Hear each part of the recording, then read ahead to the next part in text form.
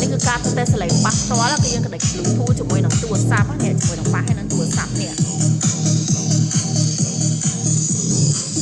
ជើងសលេងបាសជាមកព្រោះខ្លាំងមែនតើជាមួយនឹង Music Mode ថ្មីប្រចាំឆ្នាំ2026ប្រភេទបាសសាប់2ទឹកដែលមានកម្លាំងដល់ទៅ500វ៉ាត់ចាសម្រាប់បាសនេះគឺប្រភេទបាសឈើដែលមានជាមួយនឹងខ្សែស្លាយចែកងាយស្រួលយកចល័តណាចាគឺមានផ្ទុកអាគុយពីក្នុងចឹងបងសាក់មកពេញយើងអាចយកចល័តដើរលេងបានហើយមានជាមួយនឹង microphone VIP ជ្រុលមកគូទៀតគឺ microphone ស៊េរីថ្មីយកទៅច្រៀងបានតែម្ដងគឺច្រៀងបាន2នាក់ហើយថ្ងៃនេះក្រុមហ៊ុនបានដាក់ការ promotion ណាសម្រាប់បាសម៉ូនេះគឺតម្លៃពេញ$180ចាអតិជនអ្នកកំងឥឡូវនេះគឺយក discount ត្រឹមតែ$89គឺតម្លៃពិសេសខ្លាំងមែនតើ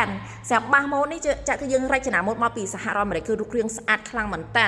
សម្រាប់ចាហើយបាសនេះដែរគឺយើងមានបញ្ជាក់លើផ្ទាំងអាំភ្លីគឺ USA technology យើងអាចប្រើសាក់ភ្លើងក៏បានសាក់អាគុយក៏បានដែរហើយចាហើយលើនេះដែរគឺយើងមានជាមួយនឹងមុខងារខាងសេរីខាងសលេងភ្លេងនិងសលេងអេកូលើនឹងទៀតឥឡូវធ្វើតែសលេងមីក្រូផ្ទាល់ឥឡូវ1 2 3 1 2 3សម្រាប់បាសម៉ូនេះគឺយើងមានប្រព័ន្ធការពារសំឡេងកង់ទៀតដែលយើងនិយាយធ្វើតេស្តមិនចឹងគឺអត់មានសំឡេងកង់មករំខានទេណាហើយមានចុះជាមួយនឹងបានធានារយៈពេលពេញ1ឆ្នាំពីក្រុមហ៊ុនទៀតចឹងសម្រាប់អតិជននៅភ្នំពេញអាចធ្វើតេស្តសលេងនៅទីតាំងហាងផ្ទាល់ណាទីតាំងហាងគឺនៅលើផ្លូវអណោយទៅមុខធនាគារជាតិអតិជននៅតាមខេត្តសូមទុកលេខទូរស័ព្ទនិងទីតាំងចូល page សូមអរគុណ